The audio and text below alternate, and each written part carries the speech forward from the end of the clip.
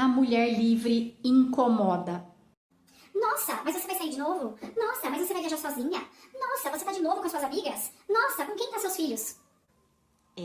A mulher livre, ela incomoda muito, porque ela tá quebrando um padrão que foi imposto por séculos, né? Há muitos e muitos anos atrás, séculos atrás, centenas de anos atrás, o valor da mulher estava apenas em reproduzir, né? Então a mulher, ela tinha o valor dela em reproduzir e servir ao homem, né? Por que ela tinha que reproduzir? Porque o papel da mulher era colocar mais pessoas no mundo e essas outras pessoas que a mulher está colocando no mundo iam virar mão de obra, né? Então, o poder sempre esteve com o homem e a liberdade, ela vem com esse poder. Então, os homens, eles tinham poder e liberdade. E as mulheres eram aprisionadas não literalmente, né? Mas elas eram aprisionadas, elas não poderiam ter as suas decisões próprias, elas não poderiam trabalhar. Tô falando isso, gente, há muitos anos atrás, né? E nem tantos anos atrás assim. Se eu não me engano, a lei do divórcio sem precisar da autorização do marido, acho que veio nos anos 80, gente, ó, super recente. Então, a mulher, quando ela quebra esse padrão e ela vai ser livre, ela incomoda muito a sociedade. E eu quero deixar muito claro aqui que não é apenas as mulheres solteiras, divorciadas e separadas que têm essa liberdade feminina. Eu conheço muitas mulheres que são casadas e elas têm uma liberdade maravilhosa.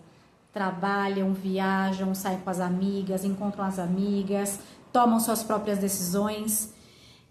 Então, quando eu falo de liberdade feminina, não é apenas associado a mulheres separadas, solteiras.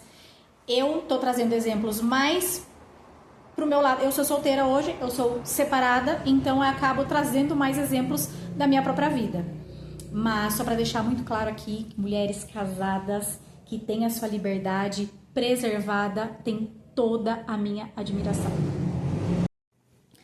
A mulher que é livre, que ela aprendeu a ser livre, ela não tem mais medo de mudar, de recomeçar, de cair e de levantar mais de 1000 vezes.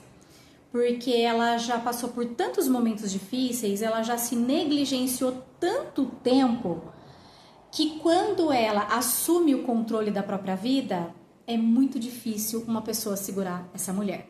Porque ela já não aceita mais pouco, ela não aceita menos do que ela merece, ela não implora a atenção de ninguém, ela é feliz por si só, ela aprendeu que dentro dela existe essa coisa maravilhosa que é a autoestima, a felicidade, a alegria de ser você mesma.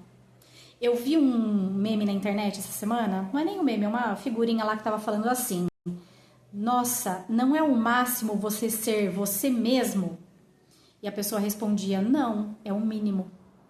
E eu achei tão interessante isso, porque por muitos anos eu não fui eu mesma.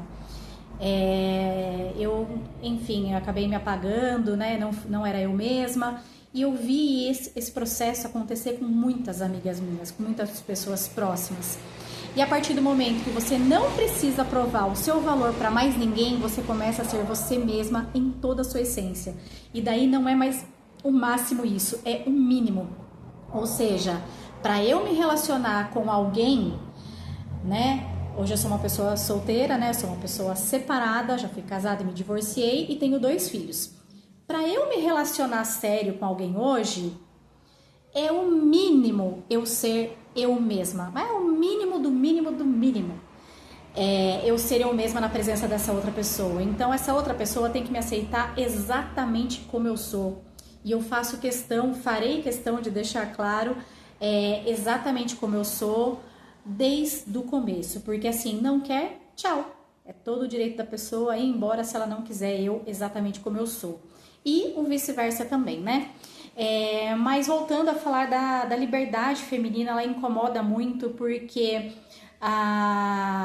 esse não era o padrão a ser seguido, né? O padrão a ser seguido era casar, ter filhos e ser feliz para sempre, né? E quando uma mulher ela sai desse padrão, as pessoas não estão acostumadas com isso, não estão acostumadas a mulher tomar a própria decisão. E eu vou falar uma coisa pra vocês agora, voltando um pouquinho aqui. Quando eu me separei, eu vou contar essa história em outros vídeos, né?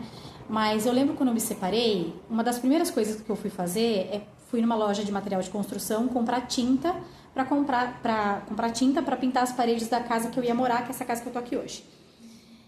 E eu entrei na loja, eu peguei o carrinho, eu comecei a andar nos corredores da loja, que eu precisava comprar tinta e mais algumas coisas, e eu simplesmente não conseguia escolher nada. Eu não conseguia escolher, eu não conseguia decidir. Porque eu estava condicionada a sempre pedir a opinião alheia, a sempre ter que alguém me direcionar para a decisão. E isso foi muito emblemático para mim, porque eu quase saí da loja sem escolher nada. Eu falei, eu juro que eu pensei assim, outro dia eu venho e faço isso, não vou resolver isso hoje. Eu tava quase indo embora quando eu tive essa clareza na minha cabeça e pensei, não, eu tenho que resolver isso. A partir de agora é eu por eu mesma, eu tomo as minhas decisões. Eu fui lá, escolhi, comprei, parcelei em 10 vezes. E eu lembro que foi muito emblemático isso pra mim, porque a sociedade espera isso da mulher, que ela dependa do homem para tomar uma decisão, que ela precise da aprovação do homem para qualquer coisa. E a mulher, quando não tem mais esse estigma, não é todo mundo que aceita. Mas, sabe a figurinha do Bob Esponja? Foda-se, quem não aceita, foda-se.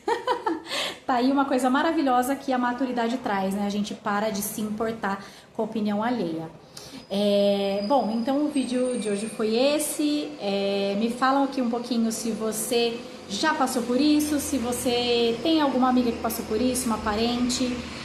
E muito obrigada pela atenção. Um beijo.